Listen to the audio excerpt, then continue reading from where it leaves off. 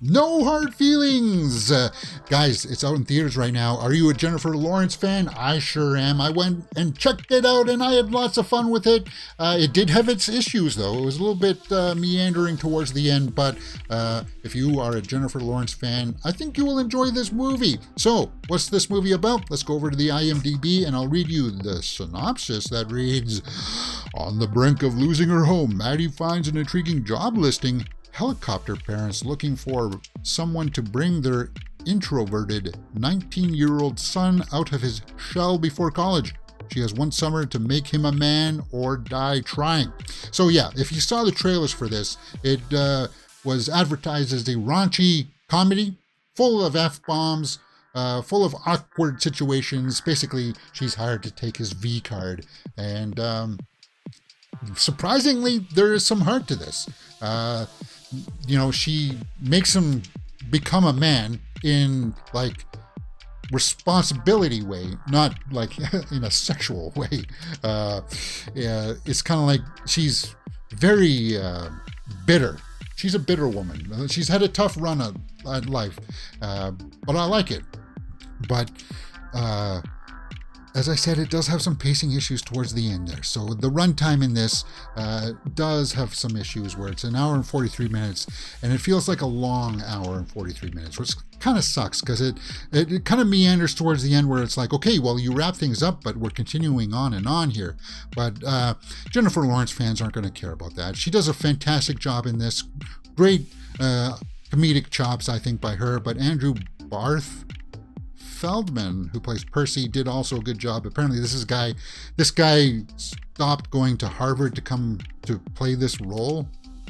Matthew Broderick as the father in there played a good job in there as well.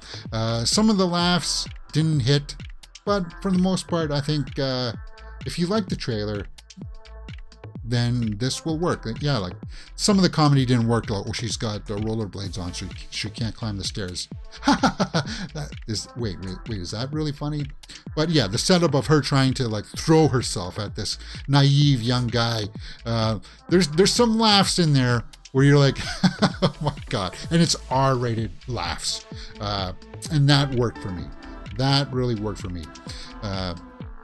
Jennifer Lawrence, you see, this has that extra level in her, though, that when it does try to go into a little bit of the serious tone, and it's like, wait a minute, I'm helping you become a man responsible with like taking charge of your life, but she's also affected by him, calling her out on all these walls that she puts up to protect herself emotionally and stuff like that too. So there's stuff in there that when they both turn on that dramatic stuff, it works. And I like that. I like that a lot. The director, I think, had a little bit of a trouble juggling the two. Like if somebody said that between the raunchy comedy stuff and the dramatic stuff, where, yeah, it gets a little too silly at times. But when it comes around to the end and it has those payoffs, and you're like, well, these two actually, I'm rooting for them. And it's nice. It's quaint. Jennifer Lawrence is stunning in this. Even in like these scenes, it was just like, oh, yeah, I forget. You're not supposed to like her at first, but then you figure out that, yeah, she grows. She has a story arc, and that's refreshing to see in these kinds of movies, because normally it's just slapstick stuff, and it all wraps up nicely in the end with a little bow. And this tries to do that. It just does it a little bit more sloppy, I think, but not in a bad enough way for me to say that I didn't like it. I like this movie, no hard feelings. So let's go over to the tomato meter and see what people are saying about it. 68% by the critics, 88% by the audience. So yeah, a lot of people like this more than the critics, obviously. This one's going to come and go, though. This is a movie that's going to come and go, and people aren't going to talk about it too much, which is kind of a bummer because, as I said, it does have some value in there. And if you like Jennifer Lawrence, she delivers.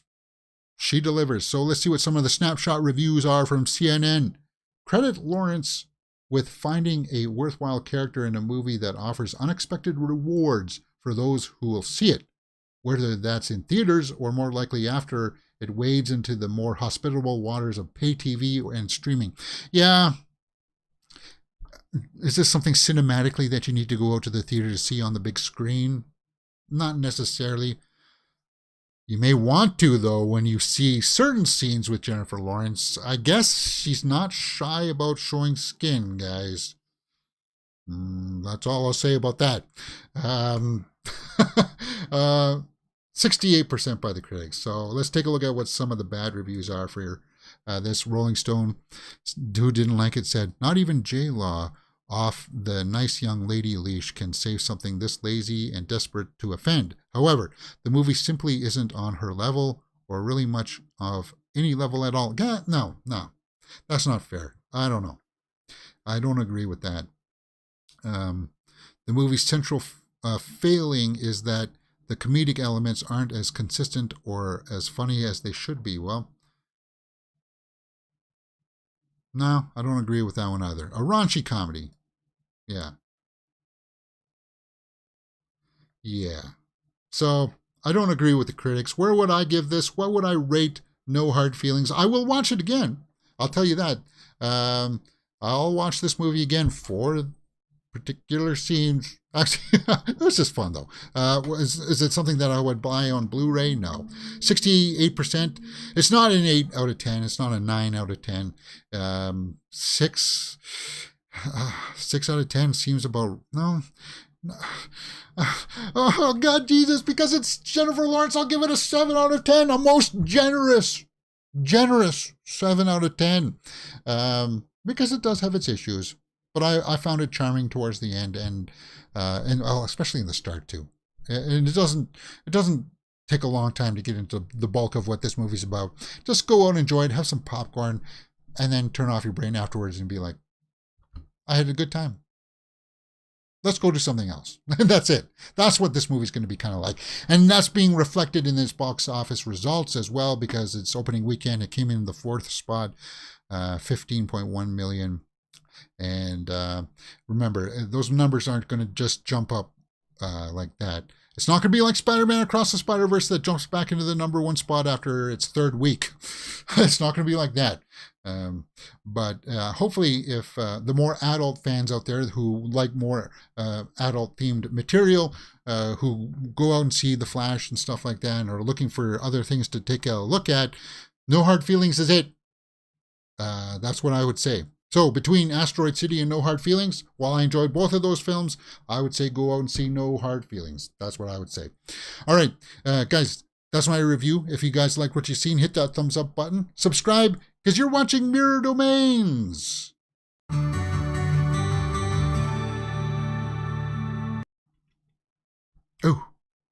Oh. Yeah, it's getting a little muggy in here, guys.